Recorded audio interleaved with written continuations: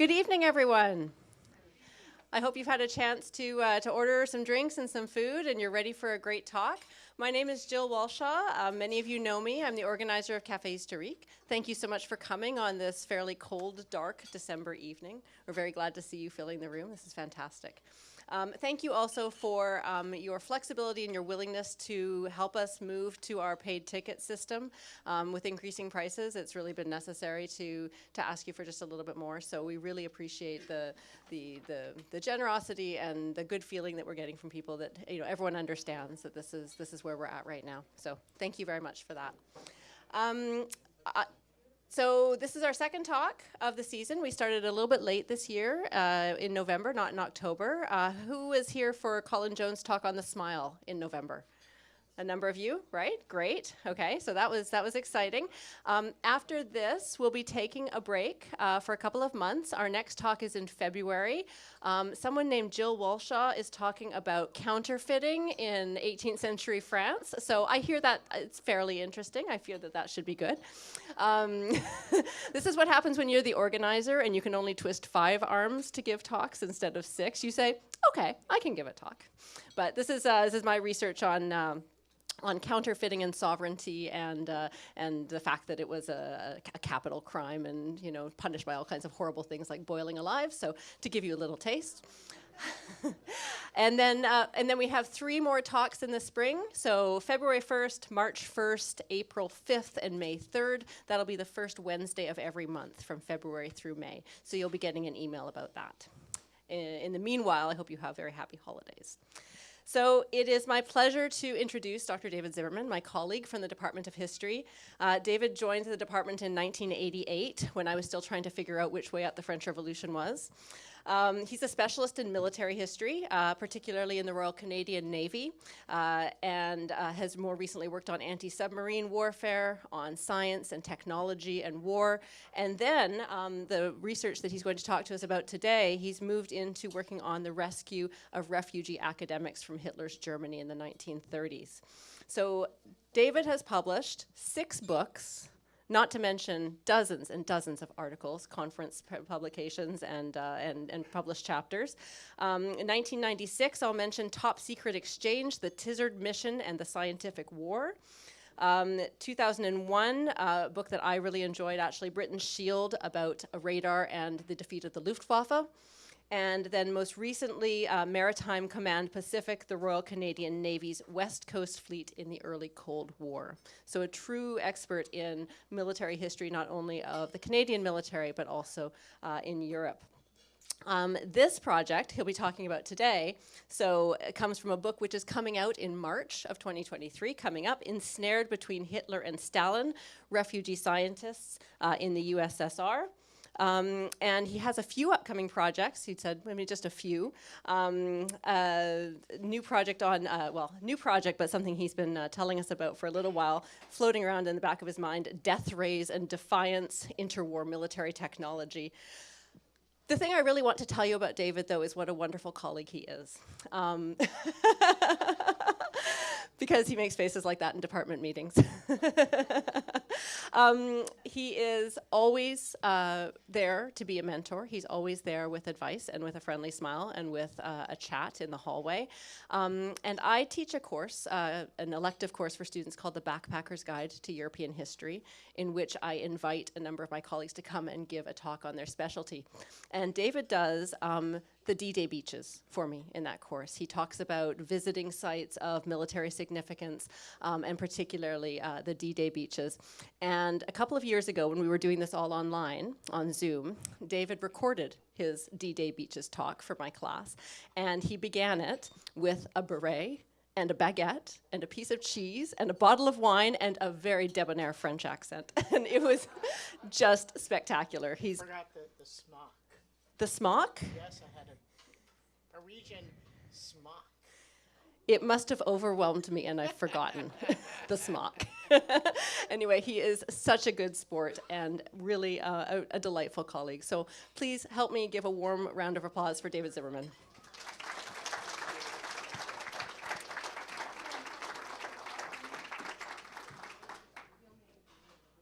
Thank you very much, ladies and gentlemen. Can you all hear me? Excellent. I was told I had to get really close to this microphone. Oh, that's scary.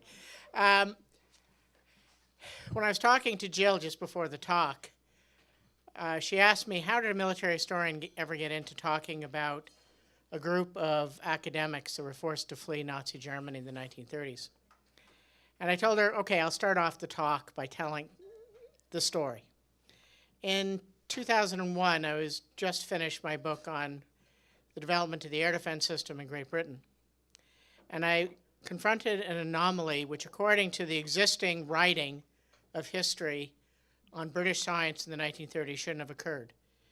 And the writers of British science in the 1930s said that left-wing scientists, socialists and communists, hated those in the traditional center. And as a result of this, they should never have served on the same committee, but on a committee that oversaw the development of radar, named after the chairman of the committee, Henry Tizard, the Tizard Committee. There was a man by the name of Patrick Blackett, later to be a Nobel Prize-winning physicist, who was the darling of the political scientific left in Britain. And then there was Archibald Vivian Hill, and he was a Nobel Prize-winning physiologist. 1924, he won his Nobel Prize. And he represented traditional high Tory establishment science, and they shouldn't have been on the same committee.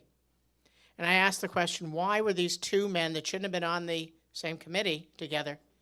And I discovered that both of them were involved in an organization called the Society for the Protection of Science and Learning. And this was a British organization, and there are other organizations established in many other Western democracies in 1933 as scholars began to flee Germany. And these were organizations set up by scholars in various countries, Britain, the United States, etc., by the way, not Canada, to rescue these people, to provide them with some way to continue their academic careers. And from this, I said, well, what's the society about? And I discovered that they had records at the Bodleian Library in Oxford. And I went up to the Bodleian Library in Oxford and discovered it was one of the most extraordinary treasure trove of information of any organization's archive anywhere, including the files of every single individual who had ever applied to them, which includes details such as their CVs, their resumes, letters of reference, correspondence trying to arrange for them to find a place where they could go after they're forced to flee Germany. And so since that time, I've written 4 articles on academic refugees, on various aspects of academic refugees. And I've now, with the last 5 years, and finally finished a book, which I got into by accident, talking about a group of unfortunates that made the disastrous choice to go to the Soviet Union in the 1930s from Germany, and what happened to them. Now, I'm not going to talk about them today, although some of them will appear in my talk today. This book, which is on the screen here, is coming out in March on those who went to the Soviet Union. And so that story I've already told, and now I'm working in on a new project related to this, funded by Social Sciences and Humanities Research Council, and it's called Scholars in Flight from Hitler. So this is really the first talk. I've given this paper once before 2 weeks ago, but it was an academic setting. It was only 20 minutes, and I have a bit longer today to talk about this new project. And I want to start off talking about this man. And by the way, I'm going to try to avoid reading my notes here because I don't know if I can at the same time with the spotlights and everything. Apparently, jazz players don't need to read music. So they were totally blind up here. That's okay. I'll see what I can do about that. But I want to talk about this man, Kurt Heiser.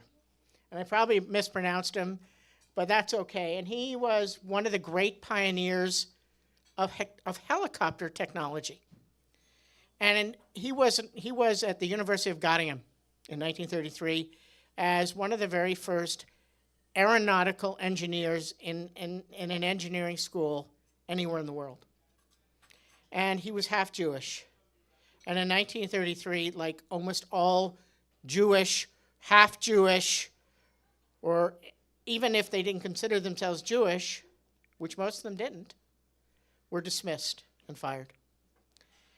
But he was a real high flyer as an academic. I apologize for the pun there, sorry.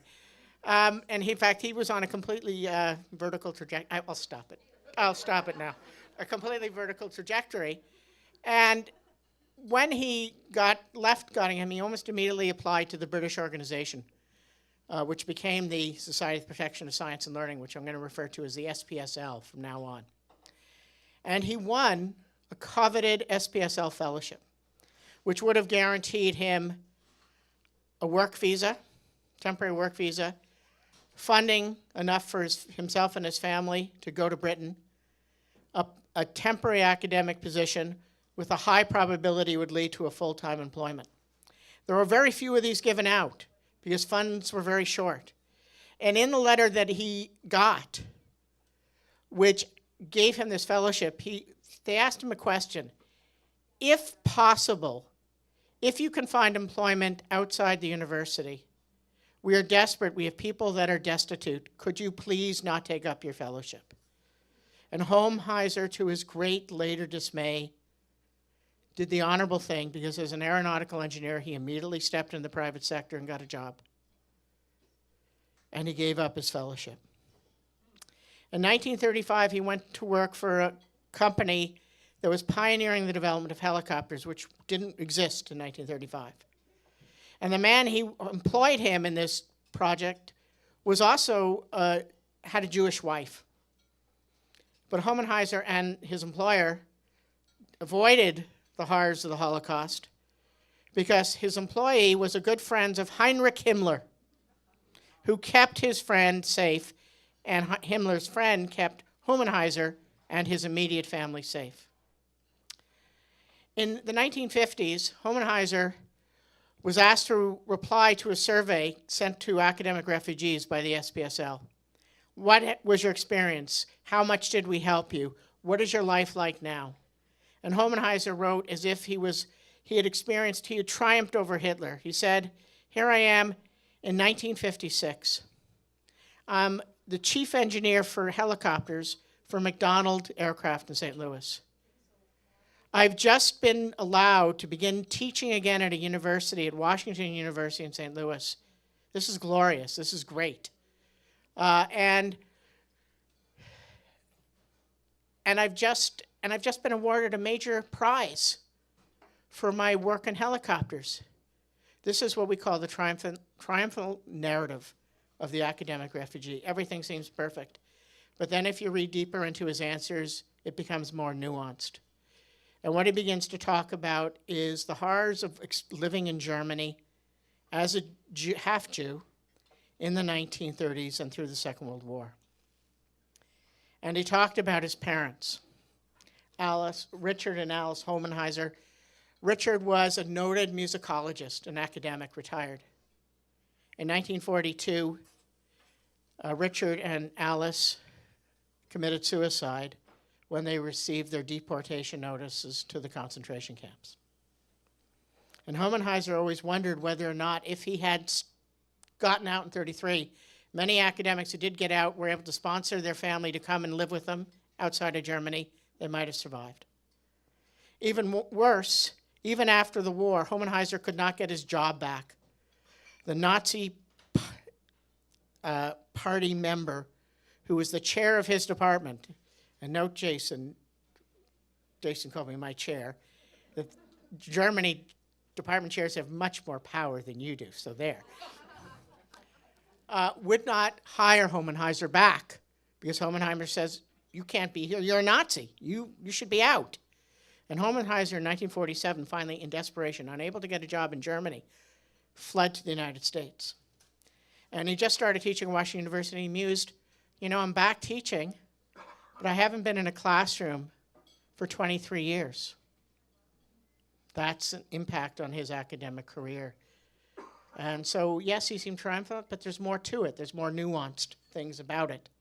And this triumphant narrative, it's everywhere. There's been dozens and dozens of books celebrating the accomplishments of academic refugees, particularly that reached the United States and Great Britain. Everyone talks about Albert Einstein, because apparently there were hundreds of Albert Einsteins. There weren't. People talk about the physicists that went to work for the Manhattan Project. I could go into an hour talking about that. But they were a minority that got out, reestablished themselves, reestablished their academic career relatively quickly. And the vast majority of those did not. Did not. And amongst the many books, perhaps the best-selling of all is this book, Hitler's Gift. And Hitler's Gift is about this triumphant narrative of these refugee scholars and how they built the bomb. They forget the fact that they dropped the bomb on Japan, not Germany, but they built the bomb and they got their academic careers back, and this was wonderful. What great thing Hitler did. But for the vast majority of those who fled, this story was not happy. German universities in 1933 were turned from being the centers of learning to the center of horror overnight. Amongst the most fearsome, evil people in German universities, and I notice here there's at least one of my grad students here today, were students. Anyone who thinks that student radicals are always nice people fighting the Vietnam War, don't kid you not. These people rioted.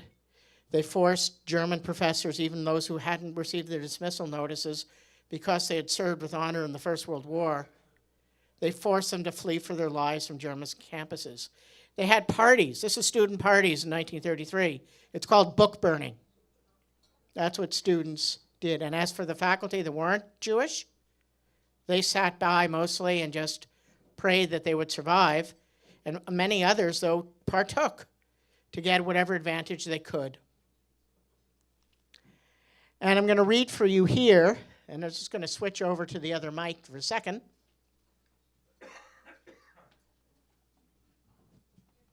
This is, in fact, the first time I think this account has ever been heard by anyone. This is an account of events at Frankfurt University in April 1933 by Professor Francis Curtis, who was a retired member of the faculty. And he's writing to a friend in England from the safety of Switzerland in June. Have you heard of Professor Rietzler's fate?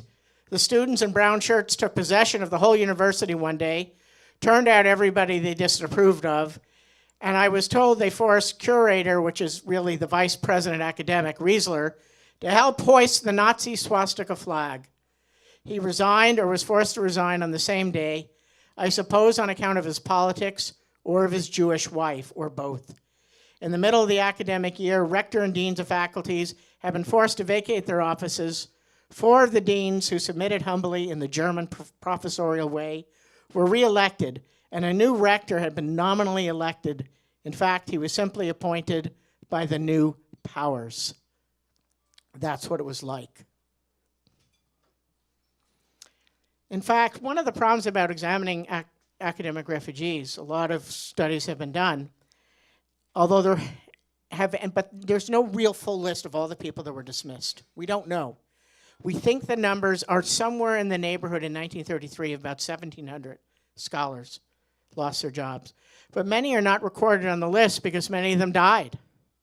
Fritz Haber, the great German chemist who created the process of fixation of nitrogen from the air, which allows our farms to have fertilizer. Of course, he also invented chemical warfare. He won the Nobel Prize in 1918.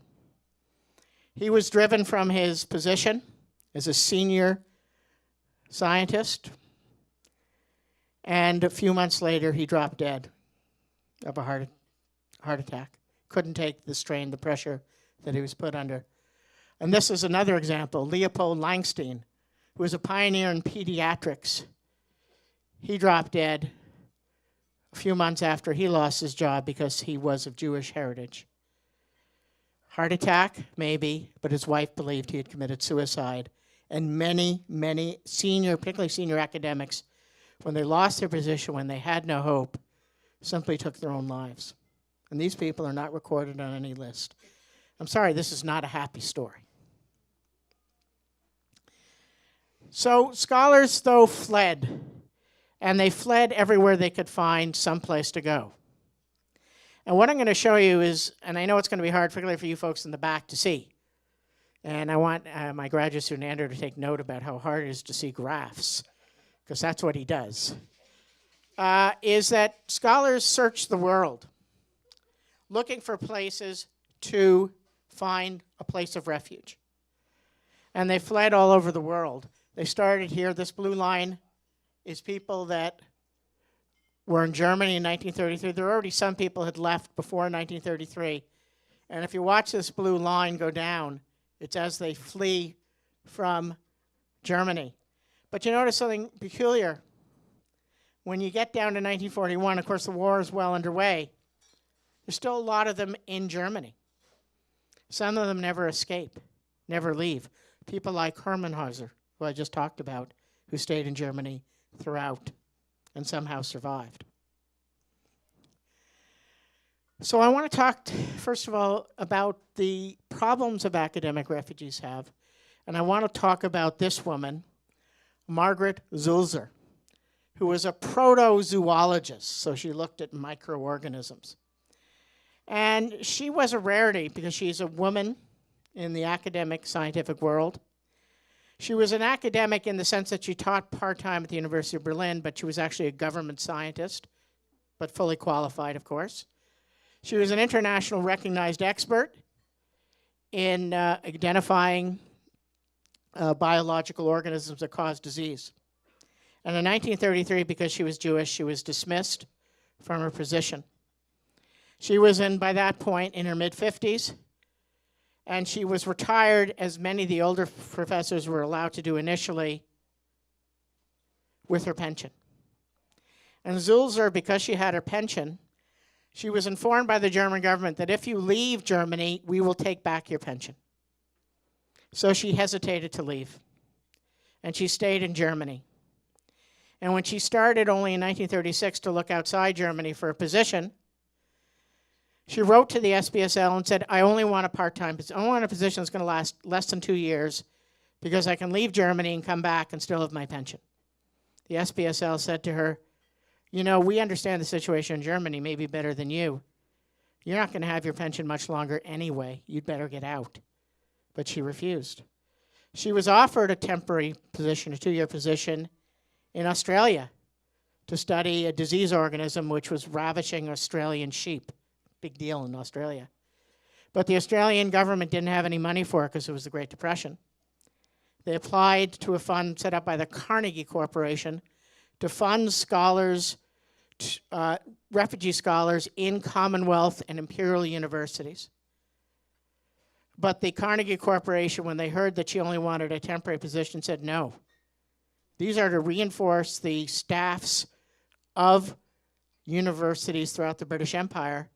They're not to give employment to people, and we're certainly not interested in something that's going to be temporary. The conditions of the grants were 2 years, and then the university or research center has to give you a full-time job. So she didn't get her funding, and she didn't leave. She stayed in Germany and made no further efforts to try to leave Germany until Kristallnacht in November 1938, that horrific pogrom of Jewish establishments throughout Germany and Austria. Then she tried to leave. We don't know exactly what happened, but she finally escaped only after the war started in October 1939, and the only place she could get to was the Netherlands, still neutral. But we know what happened to the Netherlands. The result of this was she found herself caught under Nazi occupation. She was eventually arrested in 1942, sent to the Westerbork transition camp, same place that Anne Frank was sent after she was arrested. And a few months later, she died there of starvation. And this is her memorial plaque. As you may know, in Germany, they put up memorial plaques outside the homes of German victims of the Holocaust. I think they also do it in Austria as well. Now, one of the factors that bedeviled Sulzer was her age. And one of the determining factors, and one of the things we're going to be focusing on, is how the older you were, the less likely it was you could escape. Sorry, looking at all the people like me with gray hairs in the audience. We were all pretty much certain to be doomed. And this is the chart here. You can see here that the one that's important is the yellow. This is people 60 plus. And this is the yellow is people that couldn't find a position anywhere. You can see it's a much bigger than here, going down. A major factor in people not being able to escape. The bottom line is, by the time you're 60, you're expected to be retired, 65 at the latest. And every place had mandatory retirement. Who's going to employ a senior scholar? Well, no one. No one is willing to do it. And so for the elderly, the older scholars, basically when they lost their livelihood, it was the end of their career, and very likely, unfortunately, like Sulzer, their lives. However, it wasn't just old age that cast a shadow. It was also young scholars that suffered. Perhaps not quite as badly, but pretty close. And the man I want to talk about, and this is from my book on the Soviet Union, is this man, Fritz Dostensky. He was a young Czech physicist, Jewish, in Germany, and he just received his PhD in 1932, and in January 1933 received his first academic position as a research assistant for a notable German physicist in Berlin. 4 months later, with the imposition of the civil service law in Berlin by the German government, Jews lost their jobs, and Dostensky realized that his supervisor was Jewish, the man he worked for was Jewish, and he resigned his position prior to being dismissed himself and fled. He fled to Belgium, where his supervisor, another German Jewish physicist, had taken refuge at the University of Brussels. He worked for his physicist supervisor for 3 years. But he applied almost immediately when he got into Belgium to the SPSL and the American committee, called the American Emergency Committee, that also tried to help these people. Unfortunately, no positions were opened up for him, and this is surprising. He had the best letters of reference I've ever read. If I had letters of reference like that, I wouldn't be teaching at the University of Victoria. Sorry. It's a great place. I'm just joking. Bad joke. But he couldn't even get an interview for a job. And it took me a long time to understand why. Because in the documents, they don't really say this very much. He was too young. He wasn't an established professor. And the reason why youth was a big problem was the academic refugee organizations in places like Great Britain and the United States that helped people were desperately afraid of arousing anti-Semitism in their own countries, particularly amongst graduate students who are always dangerous, and even worse, unemployed academics who had been unable to find a job after they got their PhD. Remember, this is the height of the Great Depression. So the academic refugee organizations, particularly the American one, simply refused to consider anyone that wasn't a tenured professor for postings. The result of this is that the success rate of finding a permanent job for younger scholars like Dostensky, who was under 30, was very low indeed. Now, these younger scholars, however, had one advantage. They were willing to be daring and go to strange and peculiar places, anywhere that would have them. And Dostensky went, after 3 years of looking in desperation, to the University of Leningrad, where he was a star. He published important scientific papers on spectral analysis. In fact, one of his papers invented something called the Dostensky effect. An article he published while working in the Soviet Union has been cited 980 times in 980 different scientific publications, including right to this day. Except almost everyone who cites the Dostensky effect, the seminal article about this, has no idea who he is. Because what happened to Dostensky in 1938, he, like every other German refugee scholar who went to the Soviet Union, either was arrested, which Dostensky wasn't, or murdered, or chucked out of the country. And Dostensky found himself back in Prague. Not a great place to be in 1938. he finally, and then he disappears from the historical record, except for this, and this is really sad. This is, by the way, his application form to the SPSL in 1934. Every single scholar filled one of these out. It's just the first of a 3-page form. This document here is the frightening one. This is the witness testimony from the Yad Vashem database of Holocaust victims. You may know it's an online database that lists, I think now they're up to about 4.5 million individuals whose death were recorded. Remember that to someone who tells you it didn't happen. Or hopefully you won't have to talk to anyone as evil as that. But here's the recording of his death. He managed to get to Paris, which accepted refugees but wouldn't find jobs. And in 1942, he was rounded up, arrested like many foreign Jews were in Paris, usually by the French police before the Germans even asked for them. He was then sent to Auschwitz, where he died. He died the day he arrived in January 1942. His own brother, who survived the war, never knew what happened to his brother. Only now with his eyewitness testimony, which I just discovered a couple of months ago. It's not even, I did get it in the book. It was the last thing I added to the book in the proofs. Those of you who've written books know how late that is. Last bit of information I found about these people. So here we can see the chart here, and I'm probably blocking some people standing where I am. But this is the figures for the 20, 29-year-olds. They're much lower in terms of what you really want here is a high blue. That's a permanent academic job. You see the 60s, well, they're nowhere. But what the young people did is they went everywhere they could find anything. So they went to crazy places like the Soviet Union. They went to Japan. They went to China. They went, as my wife's step-grandfather went to, in 1939, to Ecuador, which is why my wife was born in Ecuador. My wife Wendy is sitting here in the front. So youth was a major factor. How am I doing for time, by the way? 7:30. I'm good. Okay, now I'm going to tell you, and this is a story, and I put this in the poster, so I realized I had to tell this story. This is another story from my book, and this is really a horrific story. And it's about youth and how young often met a horrible fate. And this man here is Siegfried Gilda. And Gilda was a young medical scientist. He just finished his PhD in 1932. He got his first research job in Berlin.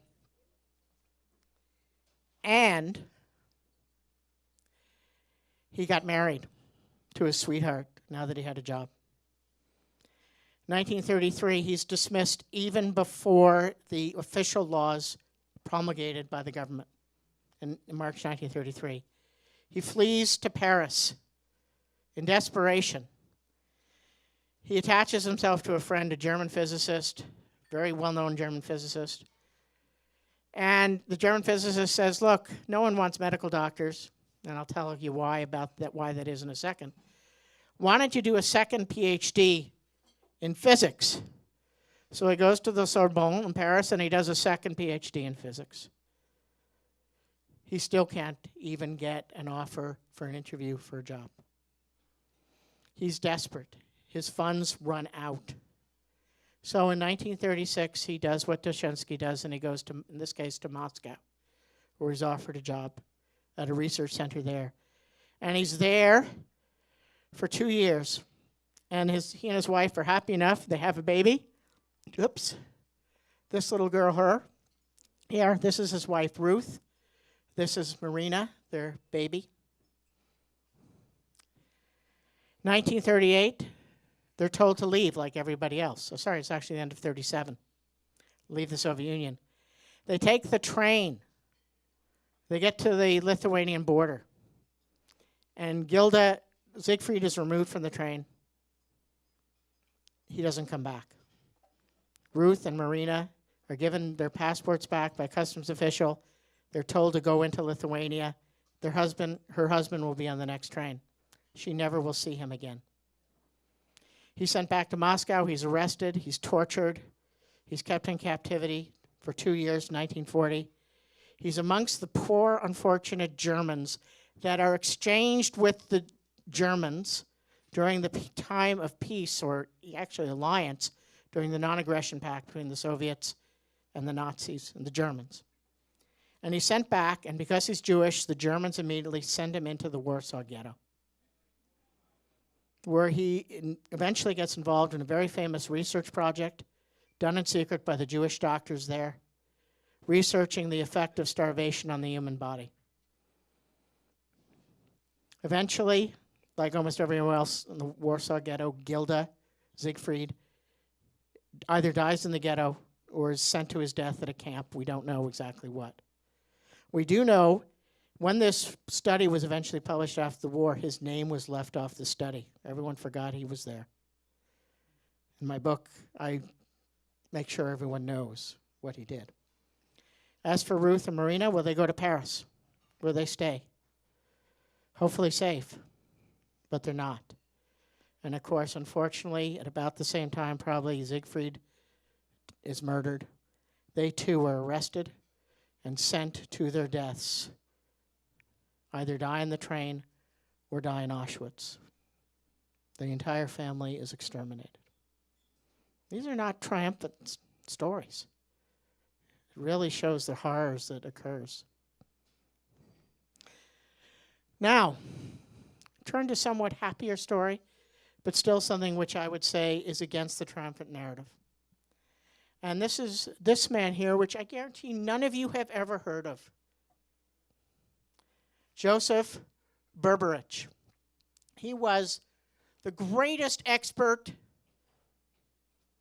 He was a medical doctor, and he was the greatest expert on ears, nose, and throat. Okay? He had written over 60 research papers. He was only 36 years old in 1933. He had written the standard textbook in the field. He was a full professor. And then he was immediately dismissed for being Jewish in 1933. Now, like many medical doctors, Berberich could have stayed in Germany. Many of them did.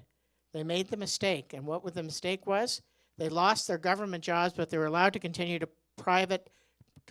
practice medicine in private. So they opened up their own offices, and they continued to make a living. Berberich, however, wanted to continue his research career, so he tried in 1934. He applied to the SPSL, and he tried to get out. He couldn't. No job offers were received. This is a guy of the perfect age. He wasn't too young. He was a world-recognized expert. What was the problem?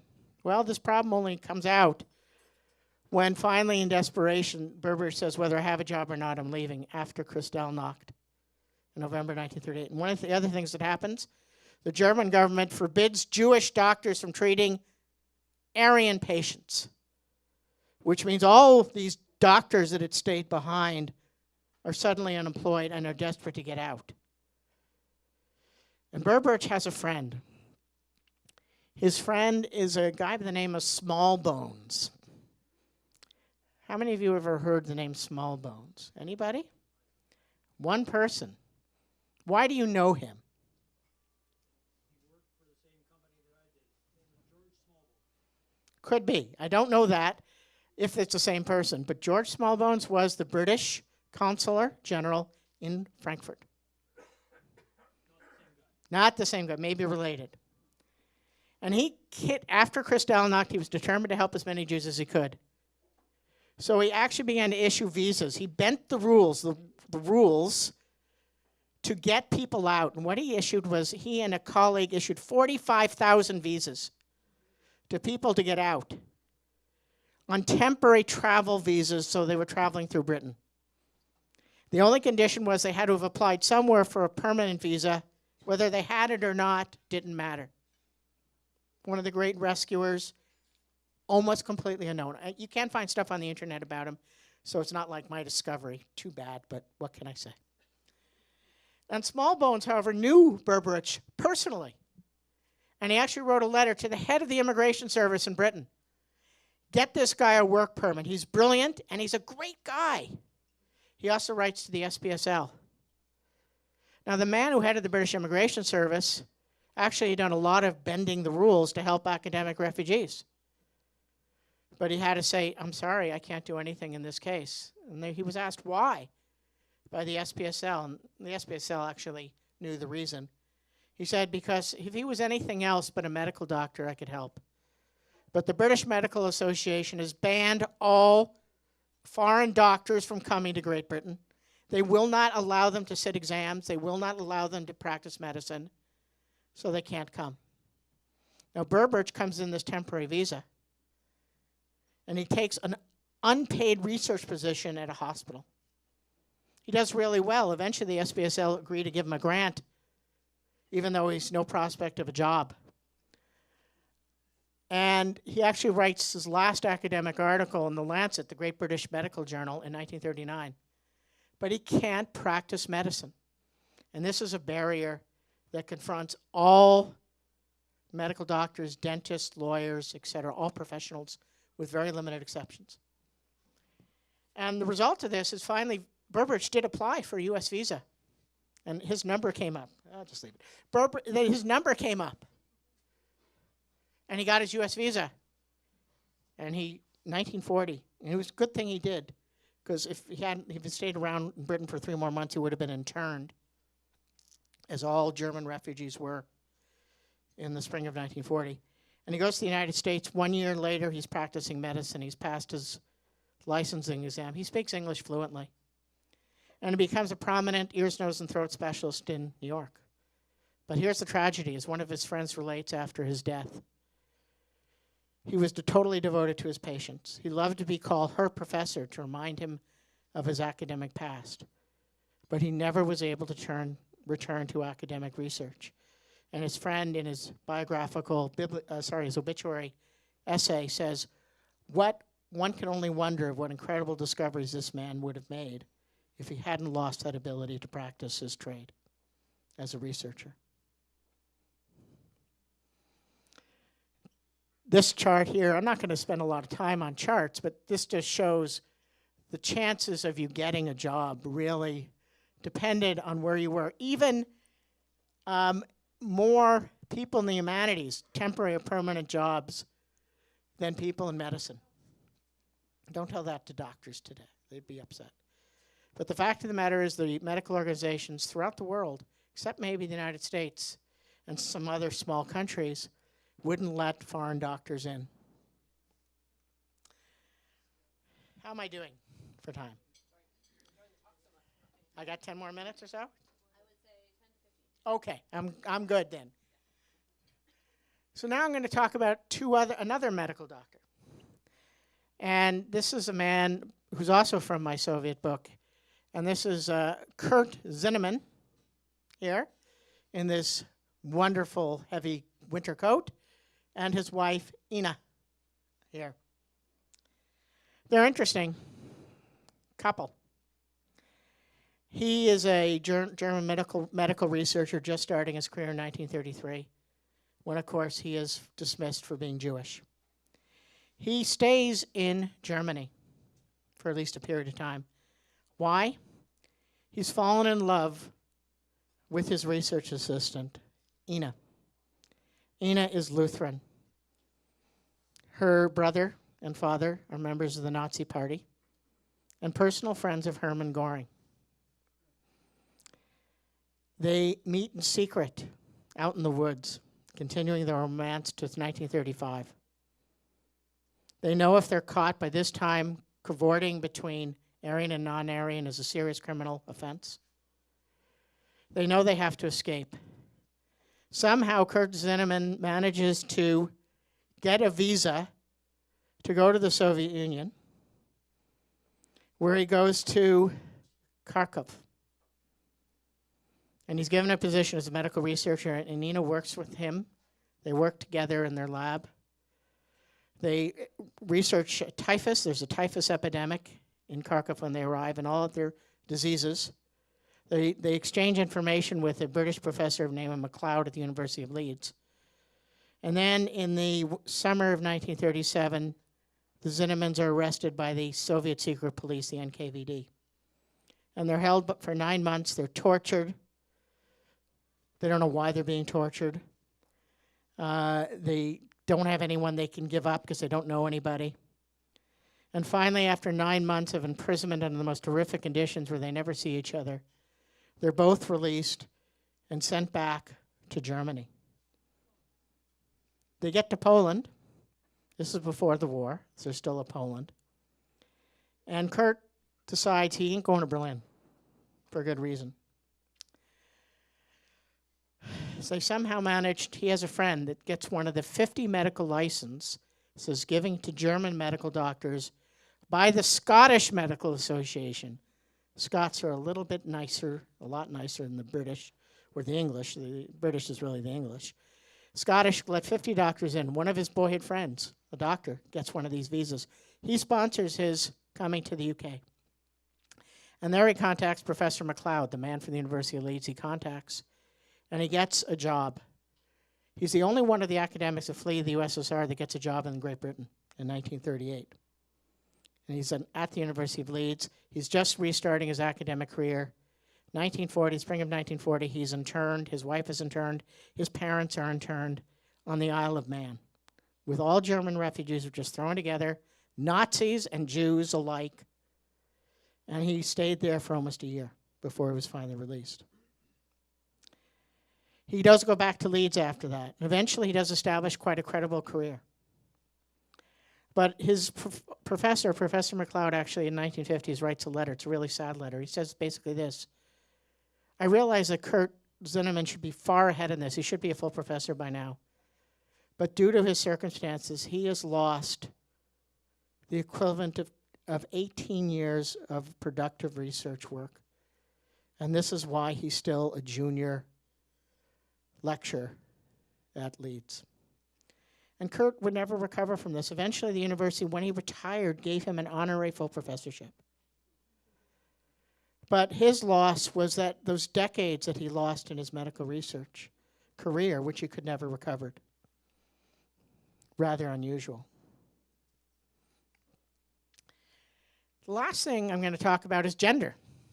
And here I'm going to say something a bit surprising. I've been talking about factors that didn't help people get out. And one of my surprising discoveries, and just very initial work on this project, is that gender was not a factor. Gender is something everyone wants to talk about, but it's not. In fact, women and men, and this is women versus men, or women versus all, they have a very similar profile. Slightly less women get permanent jobs, the blue.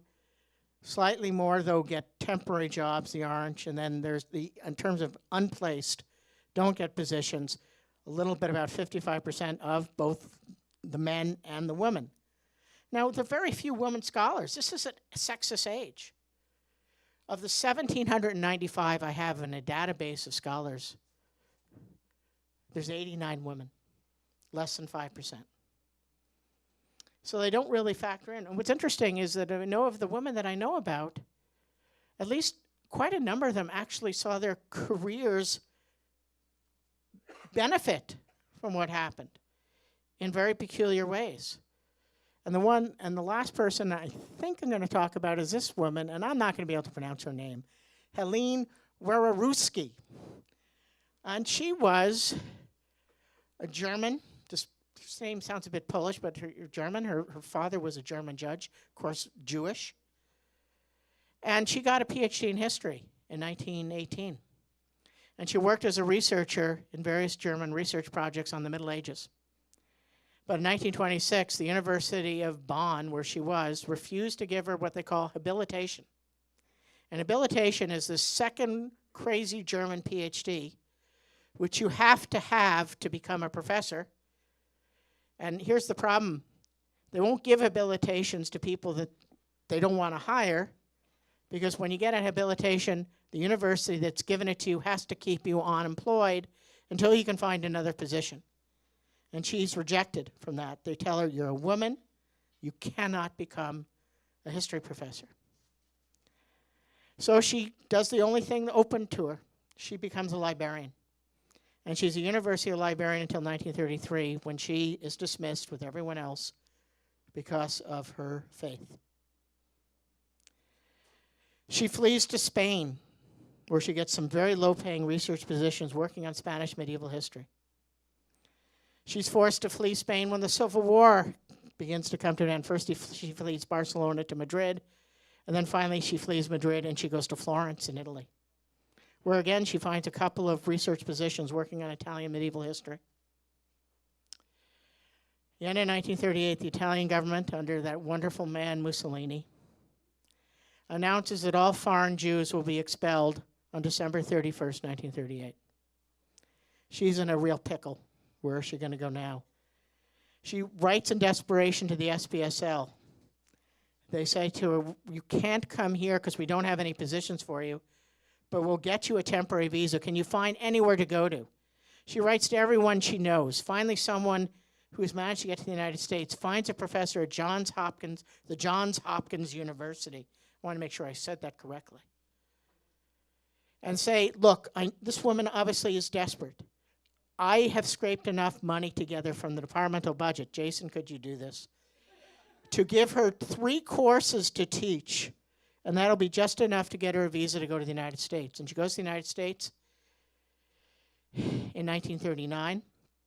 And she's employed by Johns Hopkins for a few years, but the funding very quickly runs out. And then in desperation, because she's actually supporting her 2 sisters who managed to get to the United States with her, she ends up teaching high school. And this sounds, well, I mean, my wife's a high school teacher. It's a great and honorable profession. But this was a woman who wished to be a scholar. And somehow, and I don't yet know how, in 1949, she's hired by Brooklyn College to be the first woman professor of history in the college. And she has a career which makes her one of the foremost medievalists in the United States. She retires in 1962, so she doesn't have a long academic career, but she continues to write and publish all sorts of books. One of them here at the Medieval University, which, you know, I wish I could have a book in a popular paperback like this. I think I have this book somewhere in my library, stuck in, and some of her other books as well. She's a notable medievalist. And so her career was completely revived by this disturbance. So I wanted to end on a somewhat happy note, because I've presented you with sort of a very somber, reflective note against the triumphant narrative. In the end product, just before I go, just a quick concluding remarks. The point of my study is to really examine how these people actually experienced what happened to them in Germany and then beyond Germany. And what I'm trying to do is challenge, both through the use of statistical evidence, but also what I really like doing is the personal stories, which I hope I've integrated in with the statistical evidence, because I think it's really in the stories of these individuals, not the Einsteins, but the sort of grunt academics that do all the real work, and how most of them did not triumph from this horrific experience. Good, honorable people. And one of the things that A.V. Hill, who was one of the founders of the SPSL in England, said, what we're trying to do is make sure that these people's minds are not lost to the world. And they did for many, many hundreds. But for the vast majority, they could not be saved. And they were lost to history unless they got some lunatic like myself who are interested in these people because their stories are so personally moving and not significant in any way other than the stories themselves. They're never going to have won a Nobel Prize, or they may have, we don't know. But I want to tell their real stories, not the stories of this triumphant narrative. Thank you very much.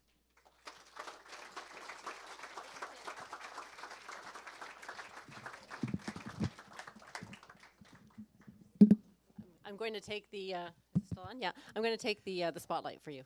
I'll keep you out of the spotlight. Thank you so much, David, for that presentation. Do we have any questions in the audience? Anyone ready with a question yet? In the front. You had mentioned mostly Jewish scholars. Were there also non-Jewish scholars who were affected? Okay, I was asked the question, I mentioned mostly Jewish scholars. Were there non-Jewish scholars? There's an easy answer and there's a complicated answer to that. Okay, the easy answer is 80 to 90% were Jewish or Jewish heritage. Okay? The others, 15, 10, 20 to 10%, were leftists, they were communist, socialist, labor leaders. But one of the cases actually came up. I'm doing a detailed study of 60 of these scholars, and one of the unfortunate cases that popped up, and I'm discovering all the list of academic refugees are wrong because of cases like this, is a guy that was fired because he was involved in unions. He was dismissed. So his friends said, okay, quick, let's get you a membership in the Nazi party. He wasn't Jewish, so he could get a Nazi party membership. The next day he was rehired. He was a refugee for about 3 days, I think, or he was displaced scholar for 3 days. Now, the complicated part of that question is if you read particularly the applications that they fill out for the SPSL, and they also are for the American Emergency Committee, have a question about, are you Jewish? And then what type of Jew you are. And here's an interesting thing which I have discovered. In the initial form the British organization wrote, that question wasn't asked. When they agreed to share their forms with the Americans insisted that question be asked. And I'll be blunt about this. They asked us, many, many American colleges and universities would not consider a Jew. Anti-Semitism was everywhere. By the way, Canada was at least as bad. Okay? They would not consider Jews. So people that had Jewish names, they asked questions about. Then, when you look at the answers, many of these people refused to say they're Jewish. They'll say, my grandfather became a Lutheran. I'm not Jewish. So it's very hard to tell the absolute percentage. And many of these people were absolutely enraged. They tried to assimilate themselves into the mainstream culture, religion, etc., and it didn't help. The perversion of the Nazi philosophy was it didn't matter because they took social Darwinism, they put it on steroid, and there was no escape for you. It didn't matter what you would try to do to become part of mainstream society. Another question over here? John? Thank you, David, for that talk. The question is, you mentioned that these refugees who went to the Soviet Union were dismissed in 1938-39 in the Soviet Union. Was that because they were Jewish, because they were German, or what was the reasons why they were dismissed? Okay, the question is, why were those refugee scientists who went to the Soviet Union, why were they dismissed? And it was actually in 1937-38.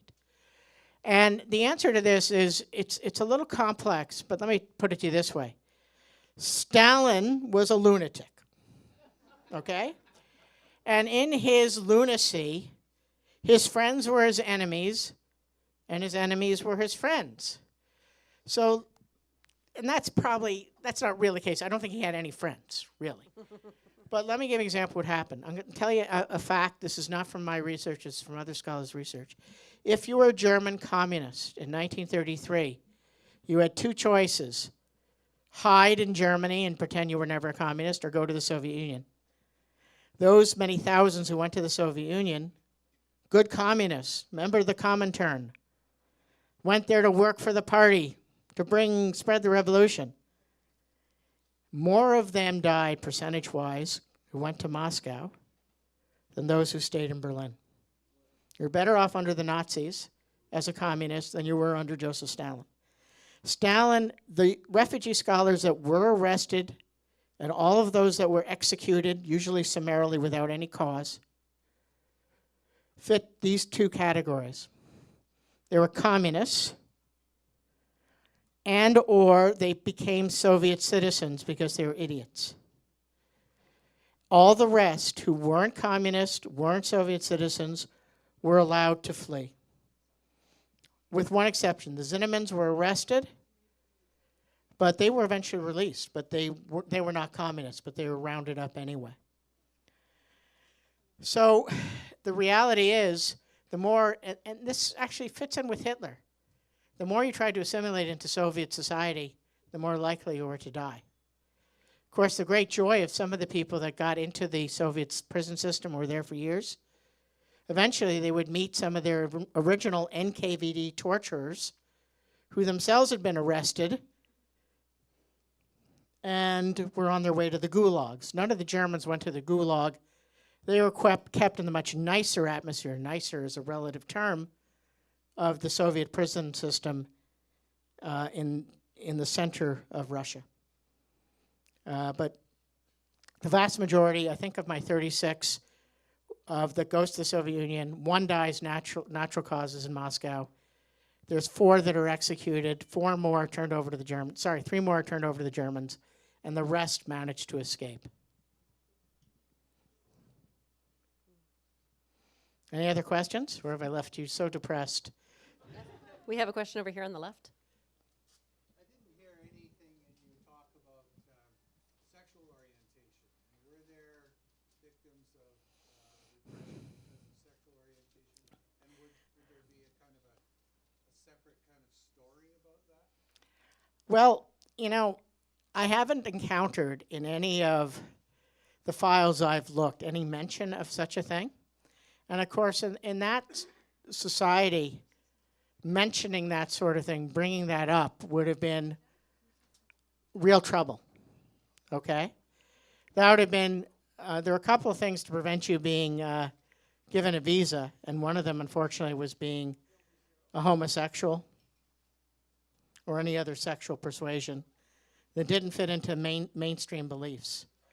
So I've never encountered it, but I'm sure there are people, and I'm sure there are scholars that have looked at this question. I don't remember anything about it, but it wasn't anything that people publicly talked about. Of course, we know in the Holocaust, homosexuals were amongst the groups that were rounded up and sent to the camps, right? They wore, I think it was the pink triangle to identify them. But in terms of scholars themselves, I haven't found it to be a factor. It's probably there because it's always been there, but I haven't encountered it, and I only can do what the documents tell me about.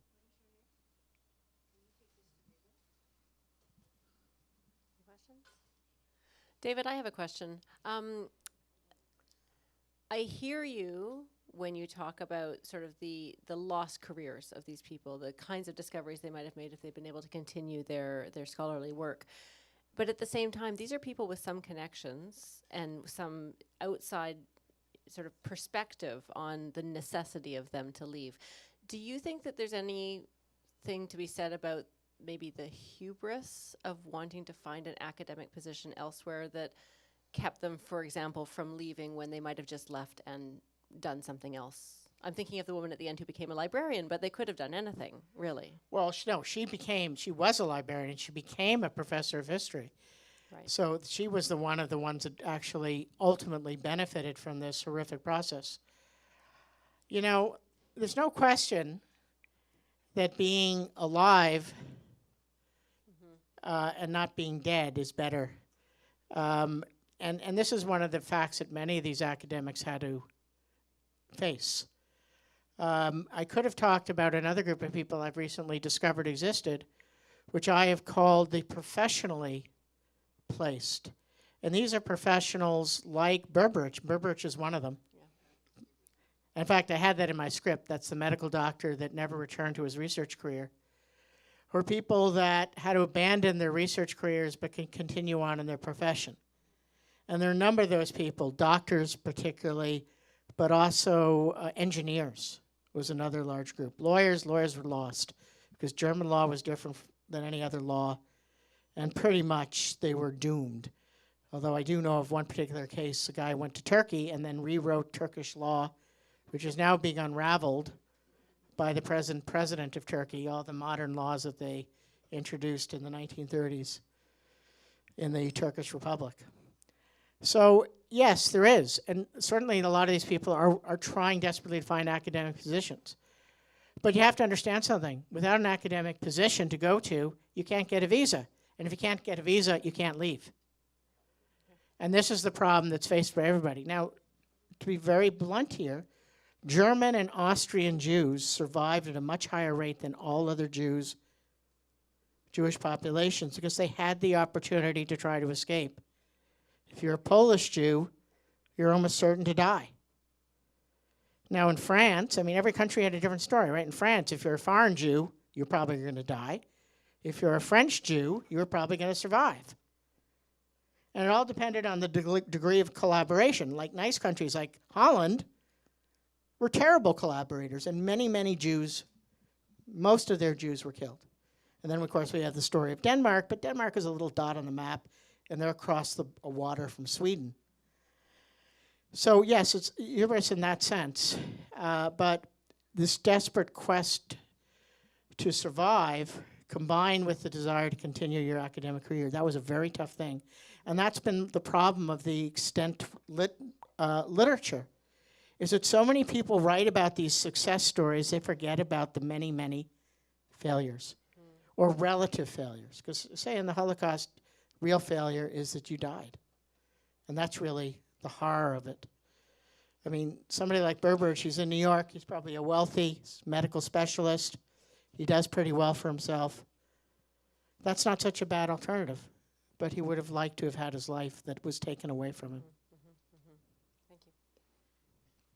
Any other questions? Yes, here. I think it's important to remember that that kind of treatment of academics or anyone else is not something that has disappeared from this world. There are still countries on Earth where people are encountering problems like that, not the least of which is Afghanistan, but I'm sure you could think of others.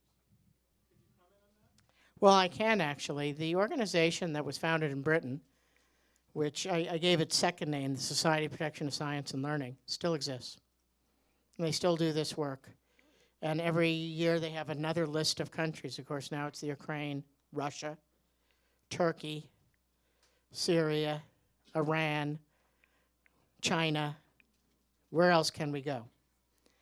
And there is an American organization. It's not a direct line descendant of the American organization in the 1930s, which shut down after the war, but they do have some relationship to the early organization. And there are organizations that exist in many countries trying to do this work. The one place where there isn't such an organization is Canada. Although there are people working with the American organization, but Canadian university efforts are feeble at best. I've actually heard one of the members of the administration of this university tell us we couldn't do it because it would violate union rules, which I don't believe is true. We couldn't find a position for a displaced scholar. But whatever the case, yes, and it's an ongoing, and unfortunately, as the world has gone crazy in the last few years, it's an increasing problem where the crisis right now is as bad as it's been since 1933.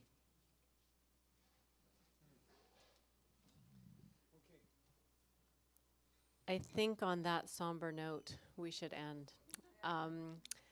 It's interesting to bring the present day into it, and yet at the same time, we're also seeing increasing anti-Semitism through North America and in other places in the world, and I think this is an important reminder and an important piece of the history of the Second World War.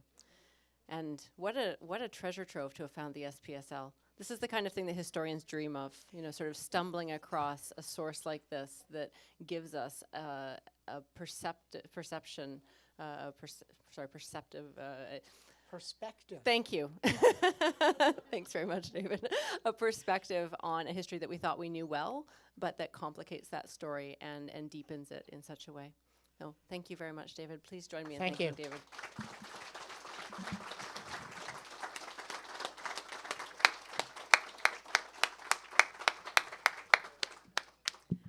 Okay, with that, I am going to close our evening. Thank you, everybody, so much for coming this evening. Please be safe on your way home, and we look forward to seeing you in February 1st. All right? Thank you. Good night.